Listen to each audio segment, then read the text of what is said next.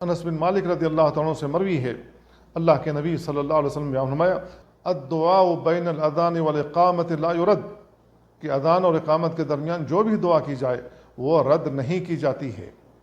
تو میرے بھائیوں، جب اذان سن لیں، اقامت ہونے سے پہلے پہلے ہمیں اللہ رب العالمین سے سوال کرنا چاہیے، اللہ رب العالمین سے دعا کرنا چاہیے، خود اپنے لیے، اپنے گھر والوں کے لیے، اپنے خیش و اقارب کے لیے، اپنے ملک کے لیے، اپنی قوم کے لیے، اپنے وطن کے لیے۔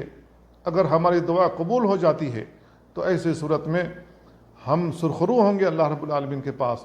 لیکن دیکھا یہ جاتا ہے کہ اذان ہونے کے بعد لوگ گپ شپ میں لگے ہوئے رہتے ہیں اور کوئی دھیان نہیں دیتے اور کوئی اہتمام نہیں کرتے دعا کا، اور نہ ہی مسجدوں کا رخ کرتے ہیں۔ آج مسلمانوں کی اکثریت ایسے ہی ہے۔